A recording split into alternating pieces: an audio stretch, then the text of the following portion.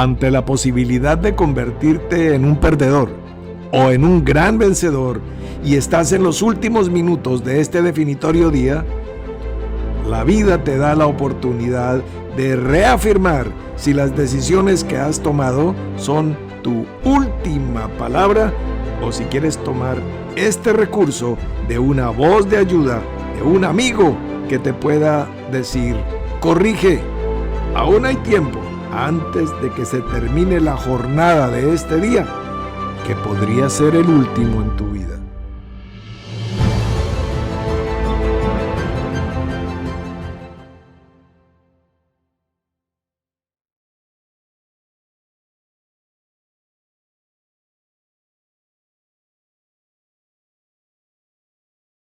En este jueves vamos a ahondar, vamos a profundizar, vamos a ampliar un poco más acerca del misterio de la palabra, de esa devar que nos habla la escritura hebrea. Devarim es el libro de las palabras. Ustedes recuerdan, im es el plural, Elohim, plural. Entonces son los dioses, etc.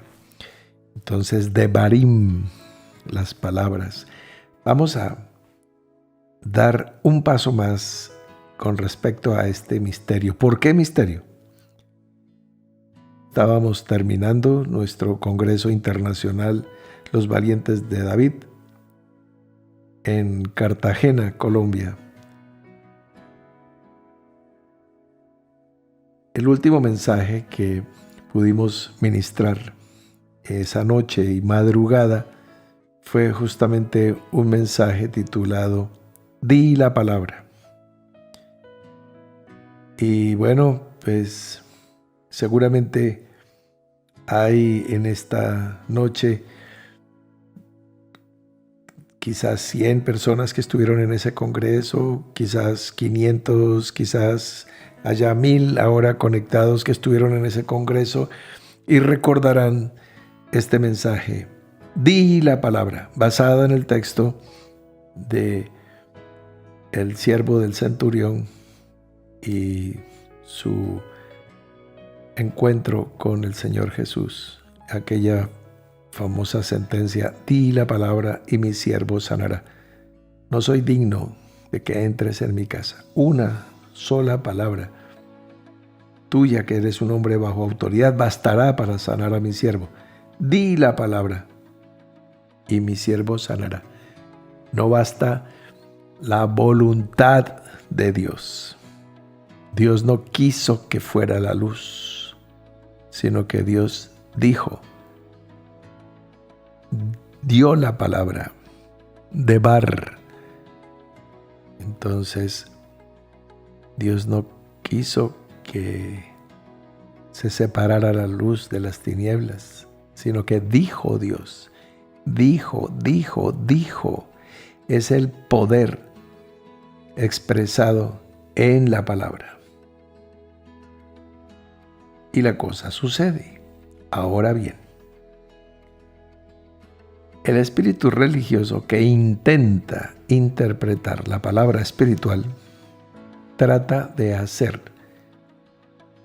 de el espíritu de la palabra un literalismo y repite, como el loro que dice quiere cacao, repite la palabra como una fórmula, como se prepara un ajiaco, un mute, un mondongo, unos frijoles, unas lentejas, con una receta.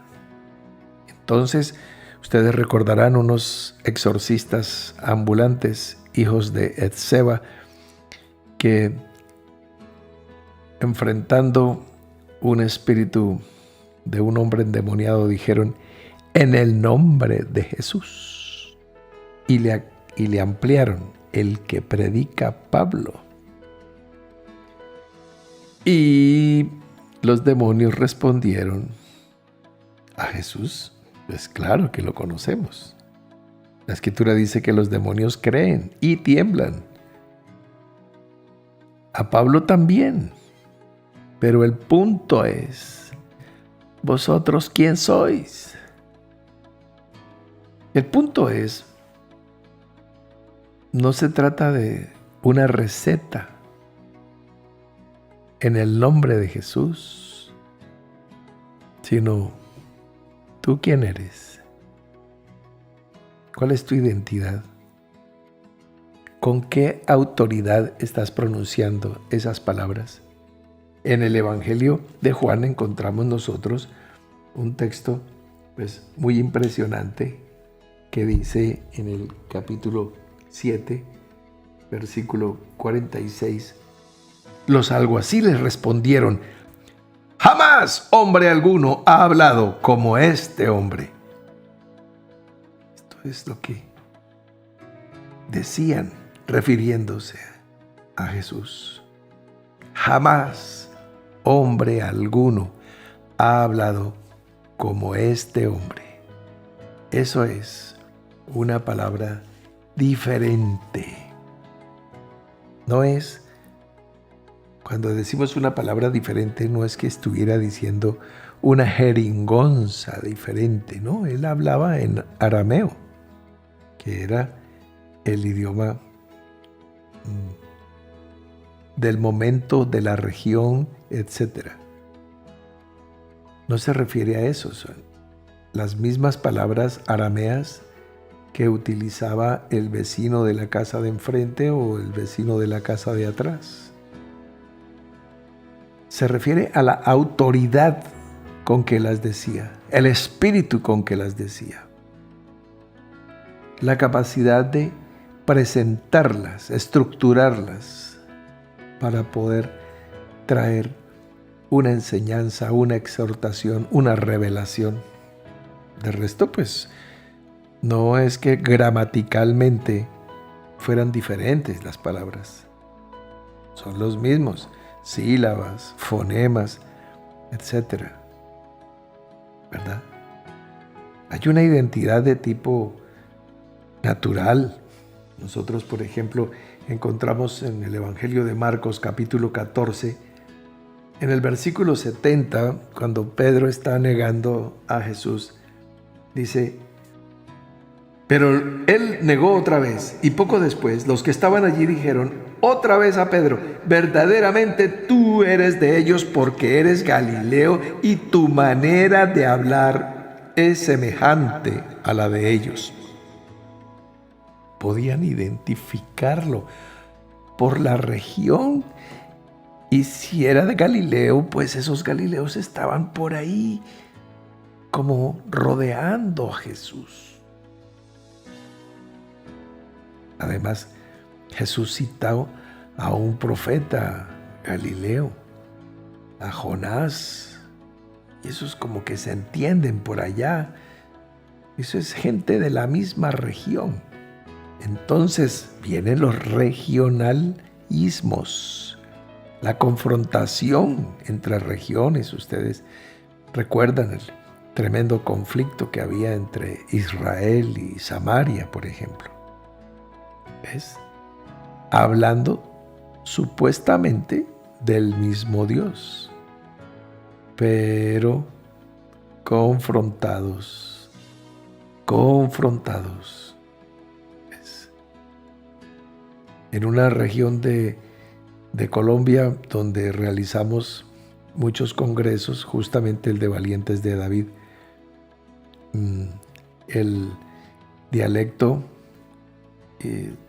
característico de la gente del común de esta región de Colombia, que es Cartagena de Indias, omite la letra R, la de rin, rin, renacuajo, y entonces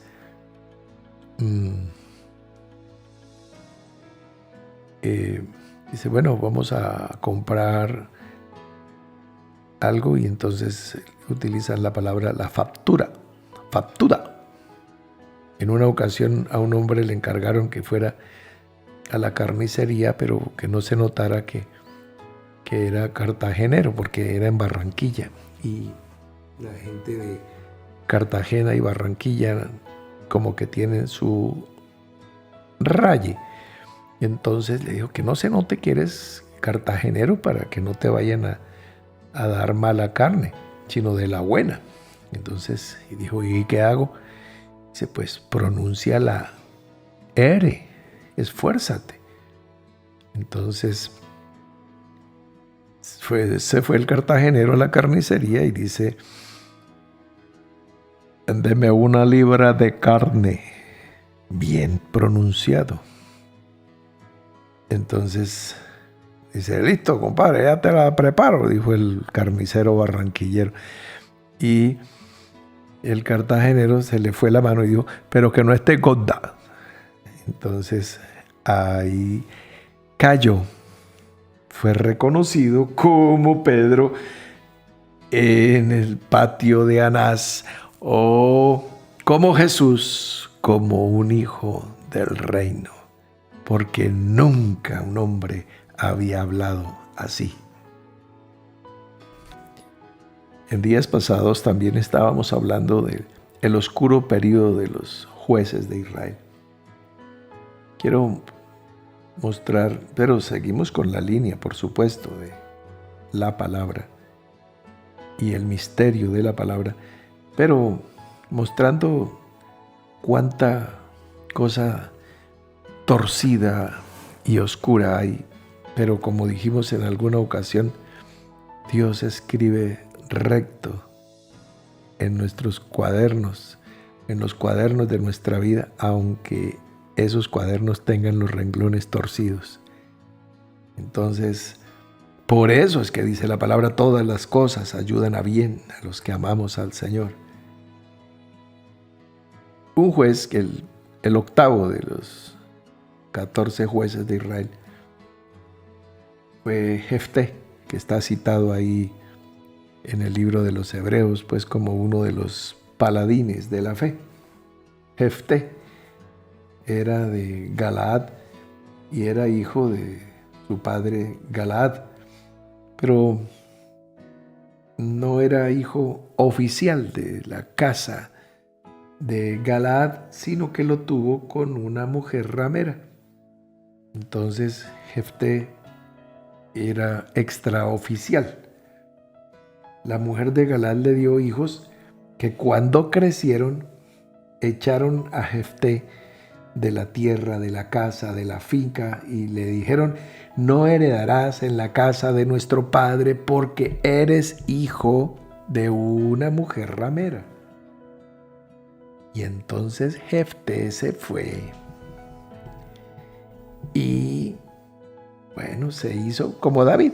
En esa época esa era una modalidad. O sea, se hizo bandolero, se hizo guerrillero, se hizo paramilitar, se hizo su organización al margen de la ley y habitó en tierra de Tob. Dice que se juntaron con él hombres ociosos que salían con él. Ociosos eran personas que estaban sin trabajo y él organizó su grupo paramilitar. Entonces, este es Jefté. Y bien, con el paso del tiempo, los amonitas hicieron guerra contra Israel y los ancianos de la tierra de Galaad, de la tierra de su padre, o sea, incluidos sus hermanos, hijos de su padre, pues no tenían fuerza militar para enfrentar a los moabitas. Entonces dijeron, pues vamos a traer al grupo guerrillero o paramilitar de Jefté, que estaba por ahí, en el monte. Entonces fueron y le dijeron, venga, para que sea nuestro jefe militar y peleemos contra los hijos de Amón. Y entonces él les dijo, pero ustedes no eran los que me aborrecían y no me echaron de la casa de mi padre. Ahora, cuando están en la desgracia, ahora sí me están buscando. Y entonces No, pues nada, ya pasó y jijiji, jajaja, jojojo. Vamos y peleas y, y entonces, bueno, si ganamos, te nombramos nuestro comandante, nuestro caudillo, lo que la Biblia llama juez. Entonces, él dijo, ¿seguro? Yo, sí, se juramentaron y dijo, bueno, nos vamos pues a quitar el problema. Entonces, Jefté pues fue juez, no porque Dios lo hubiese llamado, como llamó a algunos jueces, sino porque lo llamaron sus hermanastros. Bueno, pero eso no es el punto. El llamamiento, pues si no hay llamamiento, ¿cuántos pastores hay sin llamamiento? Porque no puede haber un juez sin llamamiento.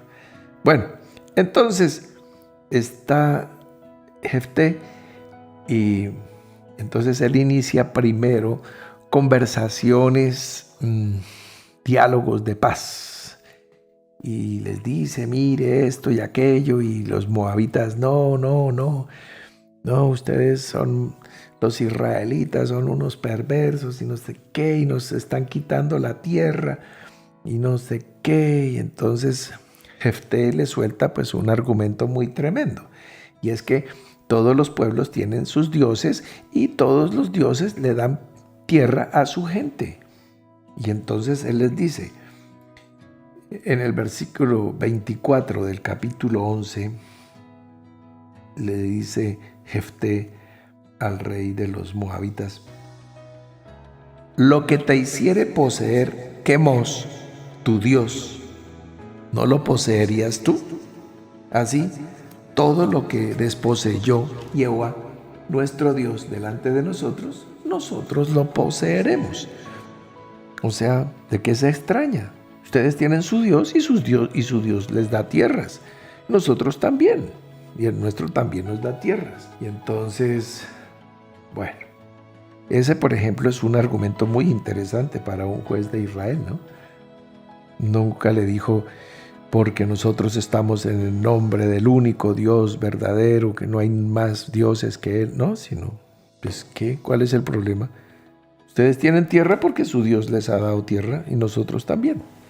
Bien, entonces el punto es que el rey moabita no quiso por ningún motivo y dijo no, guerra.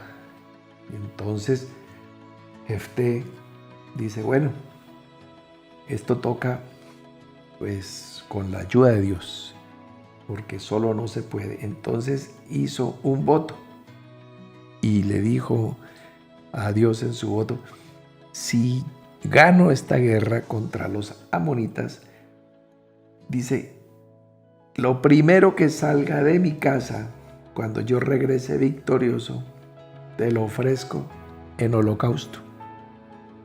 Entonces dicen los intérpretes que cuando él llegaba a la casa, lo primero que salía era alguna de sus mascotas, los perros o algo. Entonces él pues, sí, sacrifica un perro, lo cual pues ya de suyo es extraño, ¿no? Y ofrecerle un perro a Jehová, pues, en fin. Y entonces se fue a la guerra y ganó. Y dice que cuando volvió a su casa, la primera persona que salió a recibirlo cantando y danzando y con pandero fue su hija, su única, ¿sí? Así como Isaac de Abraham, su uno. No tenía sino una hija. Y cuando él la vio se puso a llorar y dijo, ¡ay, hija,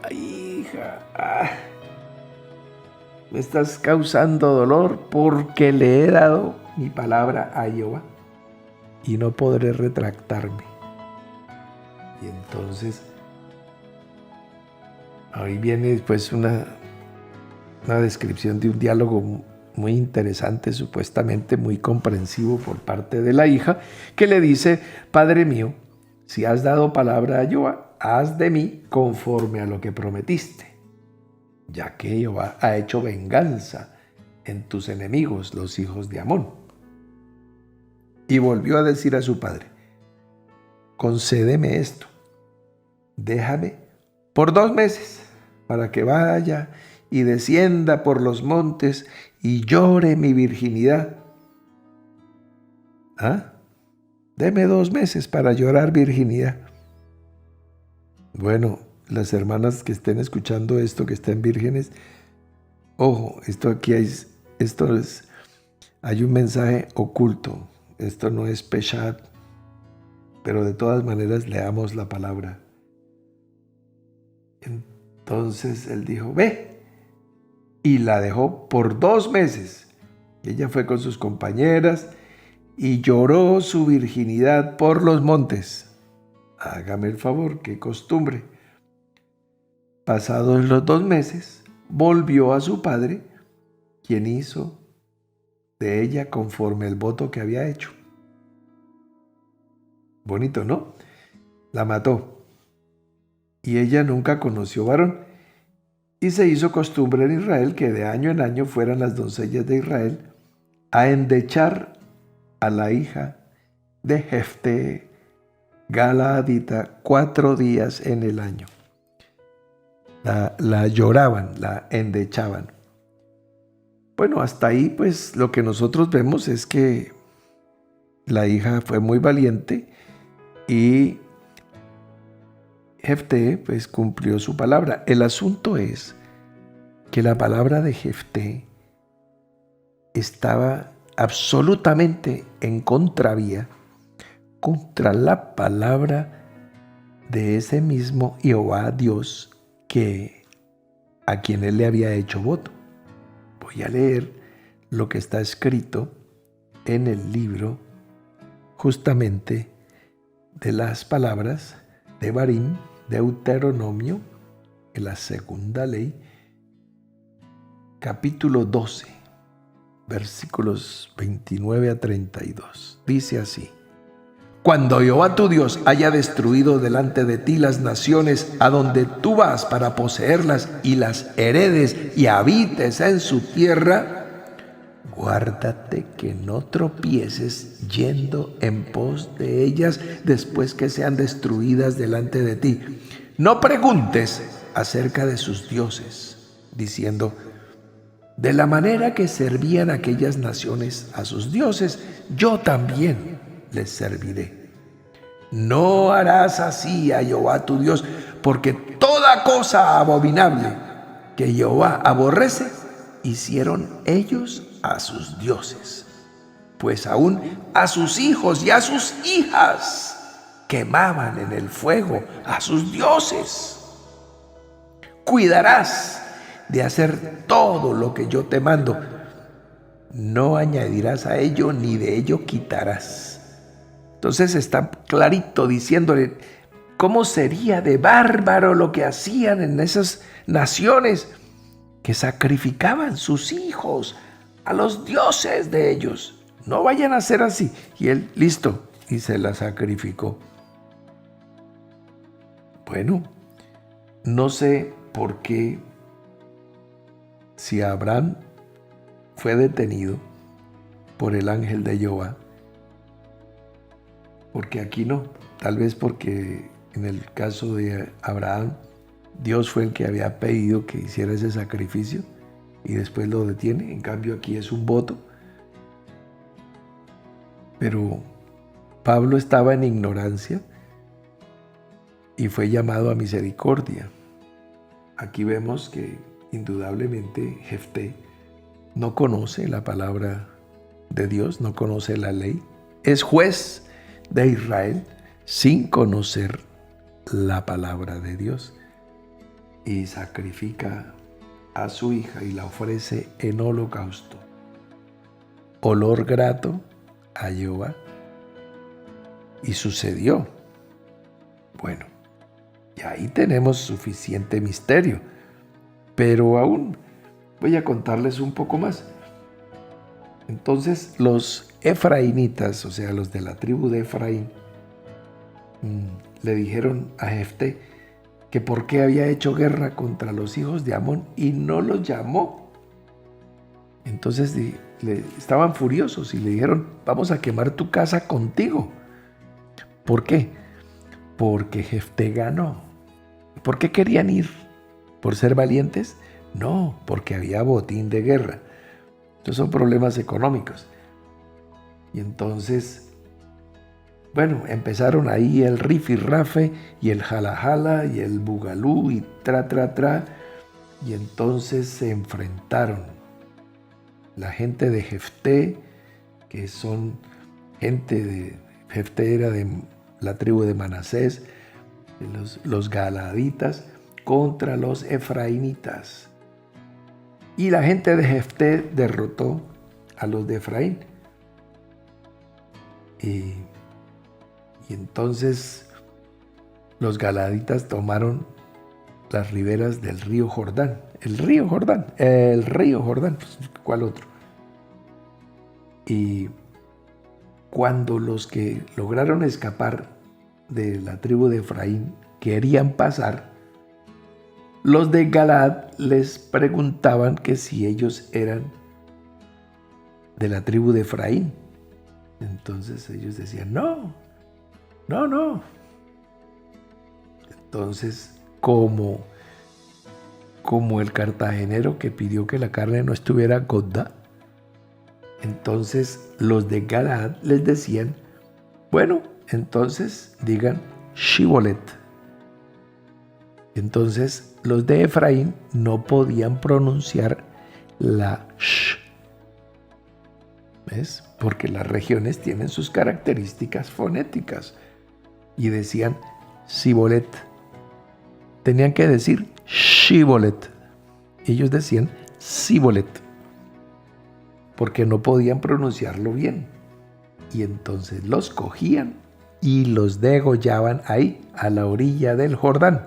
Ese era el bautismo. Estos eran los primeros bautistas antes de Juan. Y mataron 42,000 de sus hermanos de Israel, haciéndoles decir la palabra.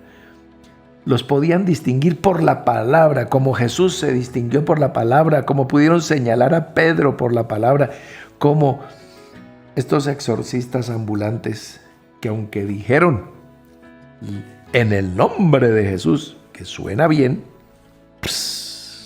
¿con qué espíritu están diciendo eso? ¿Ves? Entonces,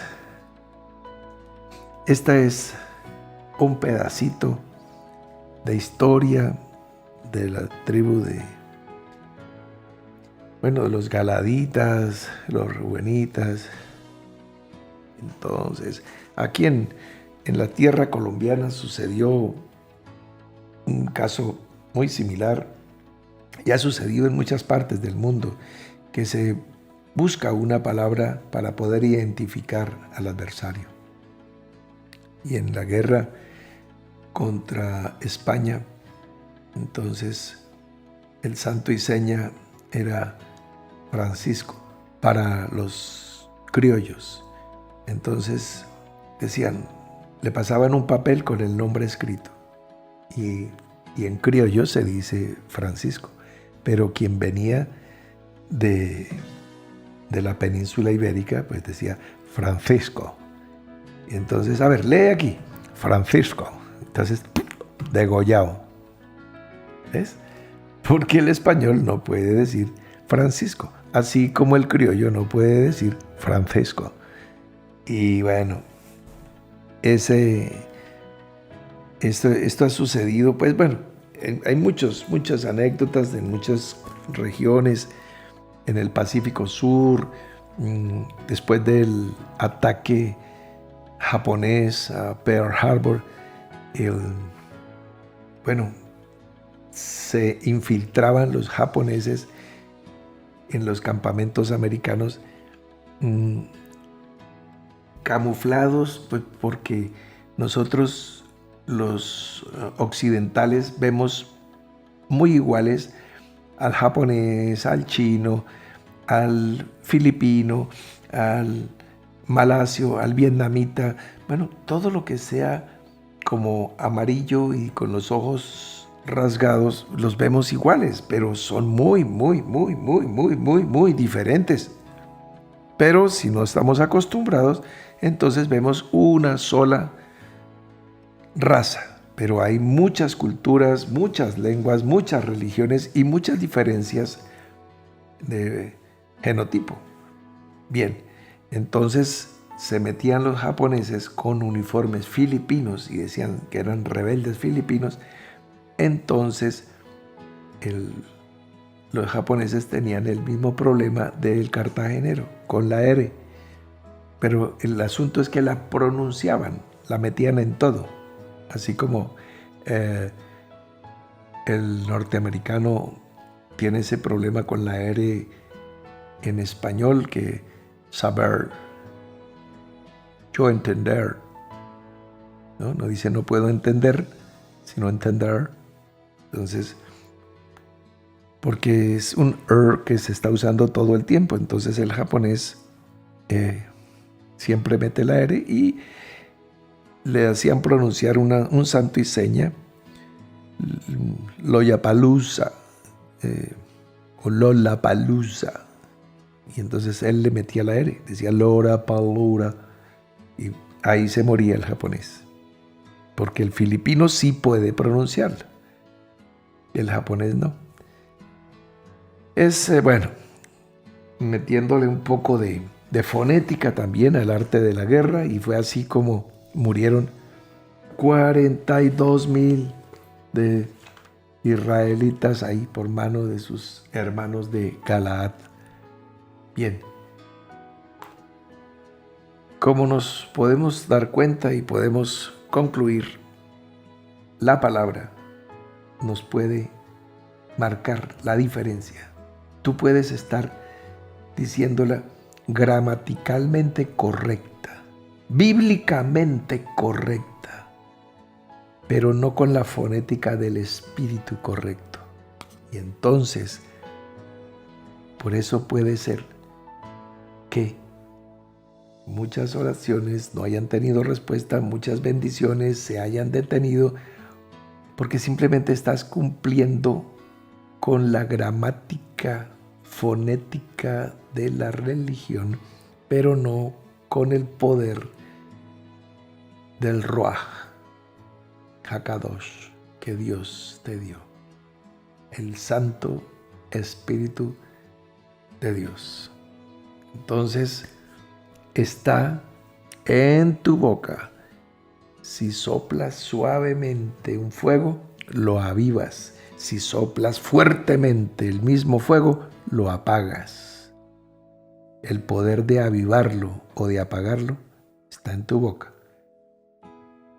Vamos a seguir profundizando, por supuesto, porque pues la palabra es lo que nos da la semejanza con la divinidad. Por lo tanto, nunca terminaremos este tema. Siempre avanzaremos y profundizaremos, pero conoceremos y proseguiremos en conocer. Es un tema de una profundidad a la N. Muy bien, sin más, estamos terminando un poco más la claridad sobre estos misterios y sobre Israel y sus jueces. Maravilloso. Buena noche para todos, felices sueños.